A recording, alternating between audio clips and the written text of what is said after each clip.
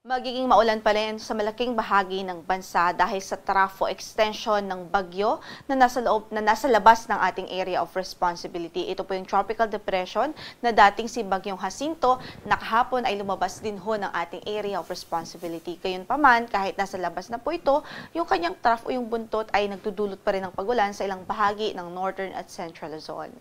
Meanwhile, yung southwest monsoon o habagat ay patuloy ding nakakaapekto sa bansa sa kanlurang bahagi ng Luzon, sa Visayas at Mindanao at nagdudulot pa rin ito ng significant na mga pagulan sa kanlurang bahagi ng Katimugang Luzon sa halos buong Visayas at northern portion ng Mindanao.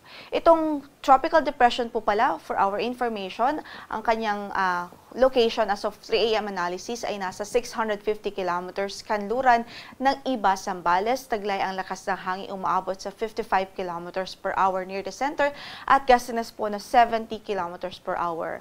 Ang kanyang pagkilos ay pakanluran. Medyo mabagal lamang po ito, 15 kilometers per hour. Pero sa nakikita po nating outlook ay papalayo naman na po ito ng ating area of responsibility. Tuluyang papalayo pa ng ating PAR at sa kasalukuyan ang kanyang mga epekto, yung trough niya ay nagdudulot ng mga pag-ulan, pero in terms of hangin ay wala po itong any effect sa anumang bahagi ng ating landmass.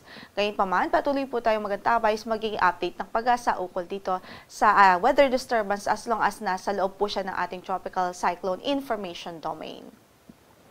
Samantala, in effect pa rin ang weather advisory natin sa ilang lalawigan tulad dito sa Palawan at Occidental Mindoro, kung saan ay inaasahan po natin ng 50 to 100 millimeters of rainfall within today po yan. So possible pa rin yung mga localized flooding dahil sa mga pag-ulan na dulot ng habagat o southwest monsoon.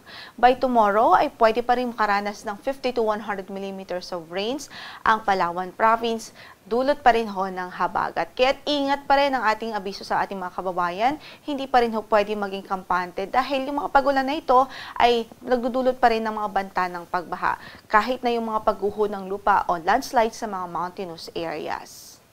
Samantala, para sa pagtaya ng ating panahon sa araw na ito, asahan pa rin natin ng maulap na papawirin at mataas na tsansa ng mga pagulan sa Ilocos Region, sa Cordillera Administrative Region, maging dito po sa Nueva Vizcaya, Quirino at buong Central Luzon dahil nga po sa trough o buntot ng tropical depression na nasa labas ng ating area of responsibility.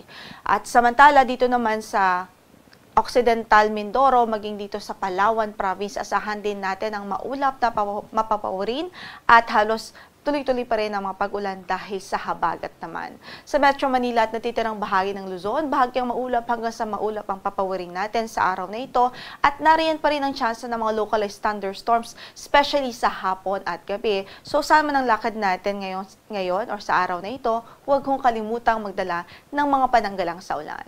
Para sa ating temperatura sa Metro Manila, mula 25 hanggang sa 32 degrees Celsius, gayon din sa Tuguegarao City, 25 to 31 degrees Celsius naman, sa Laoag City, 17 to 23 degrees Celsius naman ho sa Baguio, habang 23 to 31 degrees Celsius sa Tagaytay at 24 to 32 degrees Celsius naman ho sa Legazpi City. Samantala, para sa pagtaya ng ating panahon sa Kabisayaan, asahan nga natin maulap pa rin ang papawirin doon at may tsansa pa rin ng mga pag-ulan dahil po sa habagat o southwest monsoon. Kasama dyan yung na-mention ko kanina lamang ay ang Palawan kung saan makakaranas pa rin ng maulap na papawirin at mga kalat-kalat na pagulan at pagkidlat pagkulog, maging dito sa Occidental Mindoro, kasama po ang Zamboanga Peninsula at ang Dinagat Islands. So, epekto po yan ng habagat o southwest monsoon. The rest of Mindanao, generally ay bahagyang maulap hanggang sa maulap ang papawirin at may tsansa pa rin ng mga localized thunderstorms dahil po sa southwest monsoon.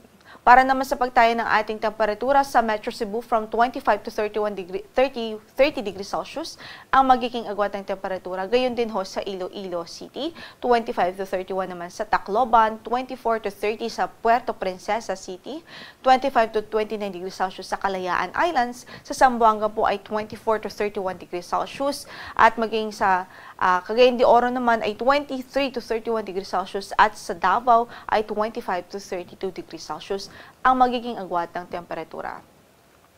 Wala rin po tayong gale warning ngayon sa anumang bahagi ng ating mga baybaying dagat, pero ingat pa rin sa ating mga mandaragat, especially po dito sa Northern Luzon kung saan ay inaasahan natin ng moderate o katamtaman na pag-alon ng kondisyon ng karagatan.